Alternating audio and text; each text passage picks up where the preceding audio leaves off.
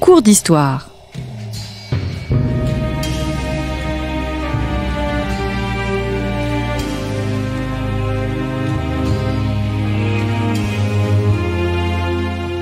On retrouve Christophe Dickès.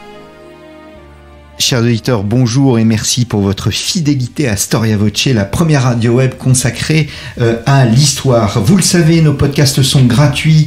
Nous avons fait le choix de ne pas faire appel à la publicité pour les financer. Alors, si vous souhaitez nous soutenir, n'hésitez pas à le faire à travers un don à notre association en cliquant sur le lien indiqué dans la description de ce podcast, quelle que soit la plateforme où vous nous écoutez. En faisant un don, eh bien, nous vous offrirons un abonnement à Histoire et Civilisation.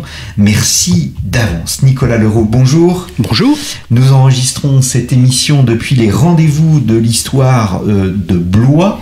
Vous venez de publier, Nicolas Leroux, Les guerres de religion. Vous venez de diriger l'ouvrage Les guerres de religion, une histoire de l'Europe au XVIe siècle, paru chez Passé Composé en coédition avec le ministère des Armées. Nous entamons le troisième volet consacré donc au sujet des guerres des religions. Nous avons évoqué il y a 2 semaines les origines des guerres de religion, puis ensuite nous avons vu en quoi le conflit avait possédé une dimension à proprement parler européenne, et aujourd'hui je souhaiterais que nous répondions à cette question qui peut paraître simple mais qui n'est pas du tout: existait-il un parti international huguenot? Alors, dès les prémices des guerres de religion en France, peut-on parler d'une internationale protestante? Est-ce que les réformés vont vouloir inscrire leur combat dans un contexte européen?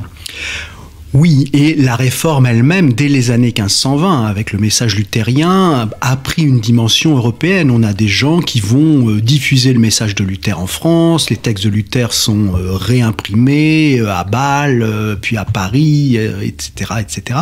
Donc ça se diffuse, ça circule. Le monde du XVIe siècle est un monde où il y a des réseaux de communication, les gens bougent en réalité, les professeurs, les étudiants, les marchands, les ecclésiastiques, les textes se multiplient, se traduisent, etc., etc.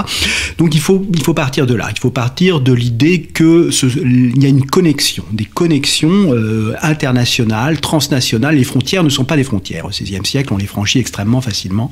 Et dès les troubles qui marquent le Saint-Empire, à l'époque de Charles Quint, quand les princes protestants sont en guerre contre Charles Quint, eh bien les princes protestants passent une alliance avec le roi de France. Dès 1552, Henri II, paradoxe, pourtant roi très catholique, se passe une alliance avec Maurice de Saxe et les autres princes luthériens révoltés contre Charles Quint, et en échange, donc il promet de les soutenir financièrement, les princes l'autorisent, alors qu'ils n'ont aucun droit pour le faire, à s'emparer de Metz-Thoulet-Verdun, 3 villes d'empire à la frontière française pratiquement, mais ce sont des villes impériales, donc ce qu'on appelle les 3 évêchés, qui sont prises par les Français, manu militari, et qui sont françaises depuis 1552 jusqu'à aujourd'hui, alors que le roi de France n'a absolument aucun droit. Et ainsi, donc, on a une intrication générale, des rivalités entre le roi de France et l'empereur, des rivalités entre catholiques et protestants.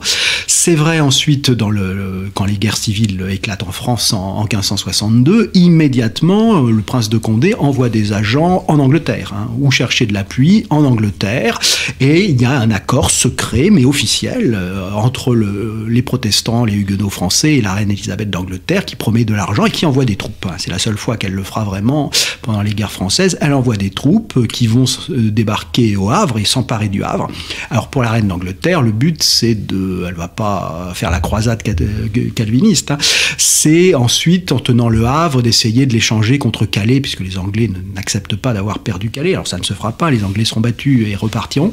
Mais donc très tôt, on a des agents calvinistes français qui vont en Angleterre, qui vont en Allemagne, qui vont auprès de l'électeur palatin à la cour de Heidelberg, qui vont chercher des appuis, qui vont essayer de négocier avec les autres acteurs impériaux en Hesse, en Saxe. On a des intellectuels français qui s'installent dans l'Empire, Hubert Languet, des gens qui voyagent, etc., etc. Les Anglais vont intervenir plus tard dans les guerres aux Pays-Bas, à partir de 1585. Ils vont officiellement passer une alliance avec les Néerlandais rebelles, envoyer des troupes, etc. etc. Donc oui, il y a des tentatives ou des essais d'une sorte d'international à la fois religieuse et militaire à cette époque-là. Est-ce qu'en face, il y a un bloc papiste où il s'agit d'un fantasme de ce... Oui, il y a un bloc papiste. Il y a un bloc papiste. Alors c'est un fantasme, c'est vrai, parce qu'il surestime sans doute son efficacité, c'est cela. Où il lui attribue des choses qui ne sont pas en fait réellement envisagées. Mais oui, entre Rome et Madrid, il y a un axe très fort. Le roi de France essaie de garder ou la régente Catherine de Médicis essaye de garder son indépendance par rapport à ces gens-là, mais Catherine de Médicis écrit constamment au pape et au roi d'Espagne en leur disant qu'elle est une excellente catholique et que tout va très bien, et que même quand elle fait la paix avec les protestantes, elle reste une excellente catholique. Donc il y a des liens, il y a des gens qui circulent, des gens qui voyagent, c'est incontestable. En revanche, là où les protestants ont tort, c'est quand ils imaginent, mais ils ont peur, on comprend, hein, que le roi d'Espagne et le pape vont encourager la reine ou le roi de France, Charles IX, à reprendre les armes contre eux. C'est ce qui se passe en 1567, c'est l'un des grands mystères et l'une des grandes catastrophes. Rappelons ce qui s'est un peu passé. Une première guerre civile, 1562-63, puis la paix. Et c'est le grand triomphe de Catherine de Médicis, c'est de réussir la paix de 1563 jusqu'en 1567. Et en 67, les protestants reprennent les armes. Condé prend les armes, tente de s'emparer de la cour, c'est une catastrophe. Et pour Catherine de Médicis, c'est un peu... Elle est absolument dégoûtée, disons. Condé, désormais, n'est plus quelqu'un à qui on peut faire confiance. Mais qu'est-ce qui s'est passé dans la tête des princes calvinistes français ? Ils sont convaincus que le roi d'Espagne va envoyer des troupes, va pousser le roi de France à reprendre les armes contre les protestants, alors que c'est la paix en France, parce que les guerres ont commencé aux Pays-Bas. En 1566, et justement, le roi d'Espagne a envoyé le duc d'Albe avec une grosse armée commencer la répression, et elle sera terrible. Et donc il y a la peur d'être pris, disons, par traîtrise, hein, alors que c'est la paix en France. On a peur que les pouvoirs soutenus par le pape, le roi d'Espagne, encouragent le roi de France à reprendre les armes. Et c'est ainsi, sur un malentendu, on va dire, hein, que les protestants reprennent les armes et que les guerres recommencent. Est-ce que l'idée d'un parti huguenot international n'est pas un peu contredite par la réalité des divisions théologiques, des différents intérêts politiques qui poussent aussi les princes dans tel ou tel sens? Effectivement, le monde protestant, contrairement au monde catholique, c'est ça la grande différence entre les deux, hein, le monde catholique, il est unifié théologiquement, pas politiquement, mais théologiquement, ce qui n'est pas le cas du monde protestant. Il y a autant de protestantisme que de pays, pour faire simple. Il y a l'anglicanisme, il y a le calvinisme à la française, il y a le calvinisme à la mode suisse, il y a la religion de type sacramentaire, hein, celle de Zwingli à Zurich. En Suisse, il y a le luthéranisme dans la plus grande partie de l'Empire, et puis un petit peu de calvinisme qui arrive au Palatinat dans les années 1560. Aux Pays-Bas, c'est plutôt calviniste, mais il y a aussi des anabaptistes, donc c'est extrêmement morcelé, il n'y a pas du tout d'unité, et les princes luthériens allemands se sentent assez étrangers, hein, pour un bon nombre d'entre eux, à ce qui se passe, à ce qui arrive aux calvinistes français, hein. Donc il y a des différences théologiques, hein, la conception de la scène, hein, qui n'est pas la même, et puis il y a un rapport au pouvoir qui n'est pas le même. Les princes luthériens, qui sont les chefs de leurs États et les chefs de leurs églises, voient les calvinistes français comme des gens qui ne respectent plus les autorités civiles, ce qui est vrai, hein, puisque les princes, les Condé et les autres en France ont pris les armes contre leur roi, même s'ils ne le disent pas comme ça. Donc il y a des malentendus, il y a des incompréhensions, il y a des vraies différences, hein, au sein de ce monde protestant qui expliquent qu'il soit beaucoup moins effectivement soudé, uni qu'on aurait pu espérer qu'il le soit. On a des protestants français, et ces protestants français se tournent vers les puissances étrangères, ou en tous les cas d'un point de vue diplomatique. Comment réagit le roi de France à ces initiatives diplomatiques de la part de ces sujets? Est-ce que d'ailleurs la sujétion est une question qui se pose alors que la religion du roi et de son royaume est la religion catholique? C'est une vraie question. Les protestants français, les calvinistes, disent qu'ils sont les bons sujets du roi, hein, qu'ils obéissent au roi, et que quand ils prennent les armes, ce n'est pas contre le roi, c'est contre les tyrans, les méchants conseillers, les Guises, les usurpateurs, etc., etc.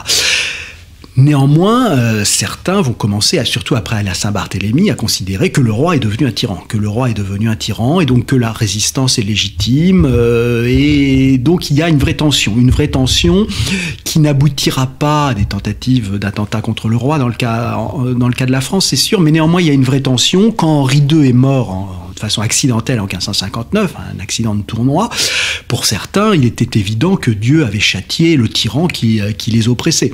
La mort de Charles IX, pour certains calvinistes, n'a pas du tout été regrettée. C'était le roi de la Saint-Barthélemy. Catherine de Médicis est la femme tyrannique italienne en plus, et femme, toutes les formes d'illégitimité aux yeux de certains théoriciens protestants. Et puis, donc on a un rapport ambigu, pour dire les choses simplement, à l'autorité. Et puis on a des théoriciens comme Duplessis-Mornay, qui est la plume du futur Henri IV, qui dans les années 1580 va au contraire changer d'avis. Quand Henri IV, donc il passe d'abord, Duplessis-Mornay, son temps à dire que il ne faut pas obéir au tyran, que la souveraineté appartient au peuple, etc., etc.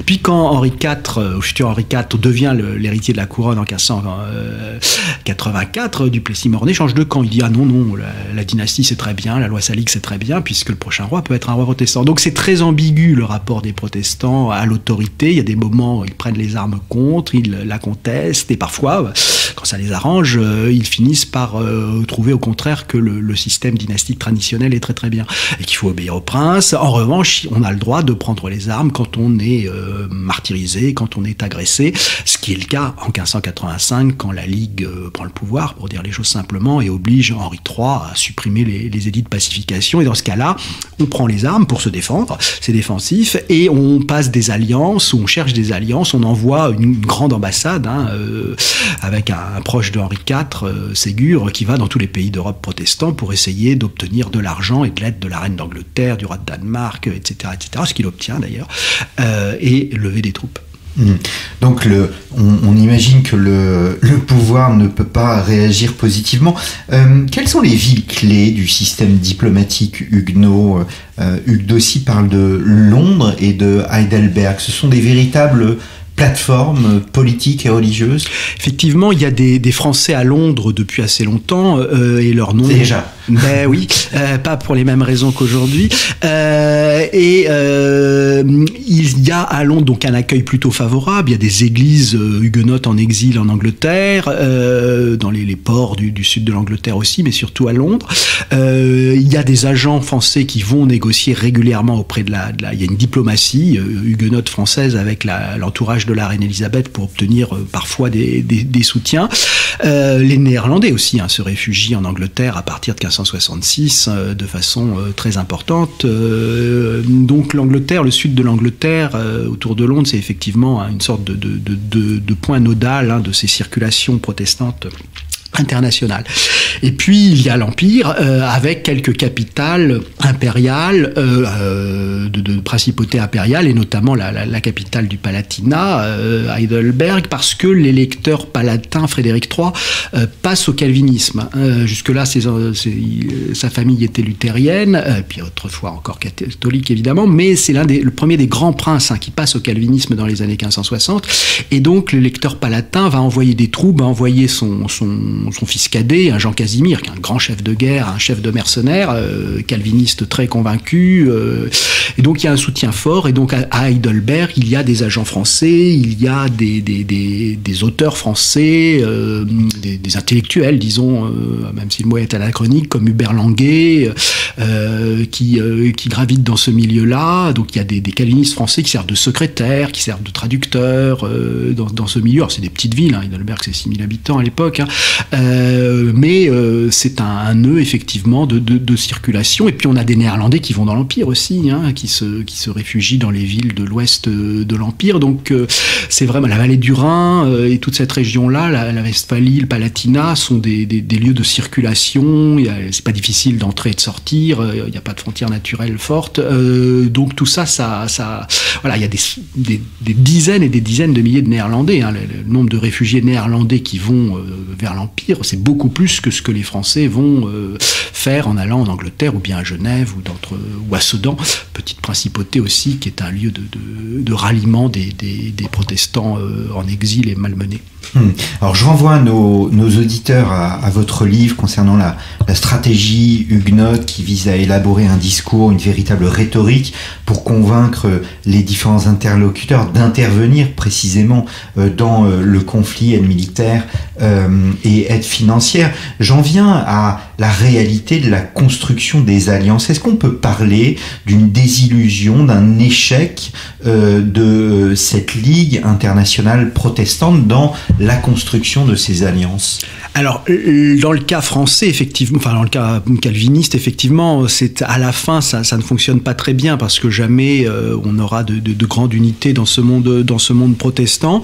Néanmoins, ça a permis au futur Henri IV de tenir, de résister à la Ligue. Et puis, quand Henri IV devient Henri IV, à partir de 1589, il obtient le soutien, là encore, de nouveau, d'un certain nombre de princes germaniques de l'Angleterre, mais on n'a plus véritablement d'union générale. Néanmoins, juste avant d'être assassiné en 1610, Henri IV s'apprête à repartir en guerre dans l'Empire, à relever d'une certaine façon une sorte d'alliance entre le roi de France et les princes protestants dans l'Empire. Ça n'aboutira pas à une grande guerre parce qu'il est assassiné, mais il y a des rêves, des souvenirs, de liens avec les puissances protestantes du Nord qui sont là, et puis qui seront revivifiés pendant la guerre de 30 ans. On sait après qu'il y a eu cette fameuse alliance entre Richelieu et les princes protestants. Il y a cette image un peu paradoxale de ce personnage qui à la fois s'allie en tant qu'État avec les princes protestants et qui en même temps se bat contre les protestants à La Rochelle. Absolument, il y a une forme de réel politique absolument décomplexée, mais c'est ancien, c'est ancien. François Ier n'hésite pas dans les années 1540 à s'allier aux Turcs, à Soliman le Magnifique, parce qu'ils ont le même ennemi commun qui est Charles Quint, donc une alliance de revers entre Français et le sultan ottoman, ce qui ne pose aucun problème. Alors ça horrifie une grande partie des princes européens, et au XVIe siècle et au XVIIe siècle, on a des alliances qui peuvent paraître contre nature, effectivement, quand le roi de France, Louis XIII, ultra dévot, et son ministre cardinal vont s'allier aux princes protestants allemands ou des pays scandinaves, ça paraît comme quelque chose de totalement étrange, mais ou injustifiable religieusement, mais totalement justifiable politiquement. Le but étant d'abattre les puissances jugées les plus dangereuses. Le but étant la gloire du roi. Parce qu'à la fin, ce qui compte au XVIIe siècle, pas au XVIe, mais au XVIIe siècle, ce qui compte, Richelieu veut reconstruire la gloire du roi.